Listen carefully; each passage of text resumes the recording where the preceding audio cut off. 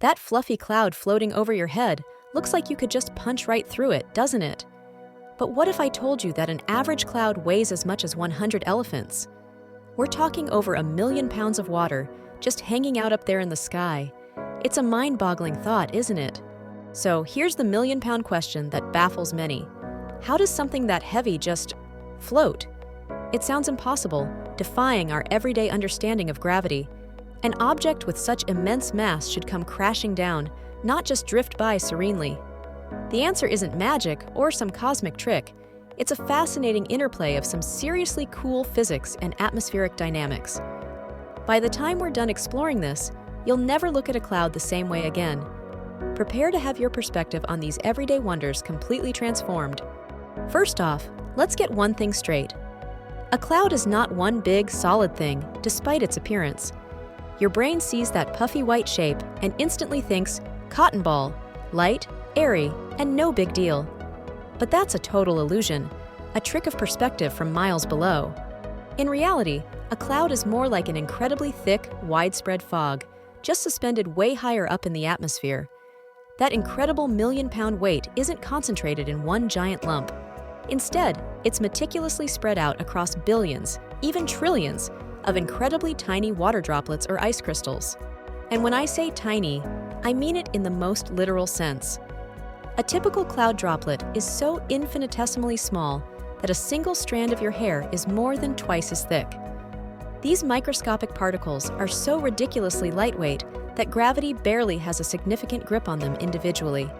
Think about the dust motes you see dancing in a sunbeam, seemingly suspended in the air. They're technically falling, but they're so light and encounter so much air resistance that they descend incredibly slowly, almost looking like they're defying gravity. It's the exact same principle for a cloud droplet. It falls at an almost imperceptible snail's pace, so slow it would take more than a full day for a single droplet to reach the ground from a cloud just a kilometer high. But still, if every single droplet is slowly falling, shouldn't the entire cloud eventually sink? This brings us to the next crucial piece of this atmospheric puzzle. The fundamental secret to floating, whether it's a boat or a cloud, is simple. Be lighter than the stuff around you. A massive steel ocean liner floats because its total density, including all the air inside its hull, is less than the water it displaces. Clouds play by this exact same rule, but their ocean is the vast expanse of the sky. A cloud is born from a huge pocket of rising, warm, moist air. As this air parcel ascends into the atmosphere, it encounters lower atmospheric pressure. This causes the air to expand and, in turn, cool down through a process called adiabatic cooling. As it cools, the water vapor within it condenses into those billions of tiny droplets we just talked about, forming the visible cloud. Now, here's the key scientific principle. This entire parcel of cloudy air, filled with countless tiny droplets, is less dense than the cooler, drier air surrounding it at the same altitude. Warm air is naturally less dense than cold air, and moist air is also slightly less dense than dry air. It's literally a natural hot air balloon, powered by the sun's energy. As long as the air that makes up the cloud is warmer and less dense than the ambient air it's sitting within, it will float. The entire cloud system, droplets, ice crystals, and the air parcel itself, is buoyant, riding on the denser air below it like a ship on the sea. So, we've uncovered two major parts of the answer. The cloud's massive weight is incredibly spread out, and the cloud itself is inherently buoyant. But there's one more powerful, invisible force in play, an unseen engine holding the whole thing up. If you've ever watched a hawk or an eagle circling higher and higher without flapping its wings, you've witnessed an updraft in action. Updrafts are powerful columns of rising warm air, acting like invisible elevators pushing up from the ground. These are the real dynamic heroes that continuously keep a cloud from falling. As the sun heats the Earth's surface, the air directly above it warms up and becomes less dense. This warmer, lighter air then begins to rise, creating these thermal updrafts. Clouds often form right at the top of these rising columns, or are sustained by them. This constant upward flow of air acts like a giant invisible fan, continuously pushing up on all those tiny cloud droplets and fighting back against the relentless pull of gravity. This creates an amazing and dynamic balancing act within the cloud. Every single droplet is constantly trying to fall due to gravity, but the powerful updraft is simultaneously pushing it right back up. So, a cloud isn't some static, peaceful object just sitting there. It's a chaotic, raging battleground of atmospheric forces. Droplets are constantly falling, getting pushed back up, and swirling around in a turbulent dance. This continuous, energetic fight between gravity pulling down and updrafts pushing up is precisely what makes clouds appear to float so peacefully and effortlessly. So, if these updrafts are so incredibly effective at holding up all this water, why does it ever rain? Why don't clouds just stay suspended indefinitely? Well, that intense battle between gravity and atmospheric lift can't go on forever.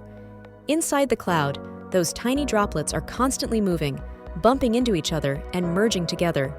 This process is called coalescence. As they combine, they gradually get bigger and heavier. It takes an astonishing number, about 1 million tiny cloud droplets, colliding and merging to form a single, average-sized raindrop. Eventually, a droplet reaches a critical mass. It gets so big and heavy that the updraft just can't hold it up anymore.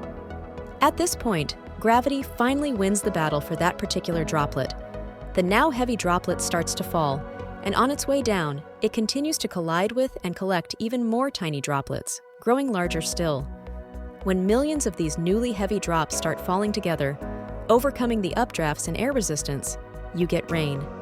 So, rain is simply what happens when a cloud finally accumulates too much water, and its individual droplets become too heavy for the powerful forces that were keeping them afloat. It's the cloud's way of shedding its excess weight. So, to recap this incredible atmospheric phenomenon, a 1 million-pound cloud floats because of a perfect 3-part balancing act.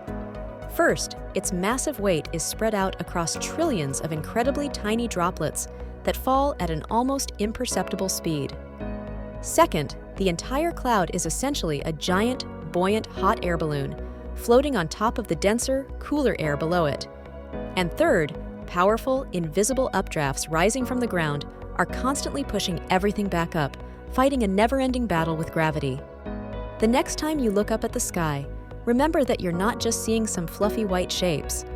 You're witnessing a dynamic, 1 million-pound war between the fundamental forces of physics, a complex dance of air and water happening right above your head. It's a testament to the intricate beauty of our planet's atmosphere. What's the coolest-looking cloud formation you've ever seen, and where were you when you saw it? Let me know down in the comments below.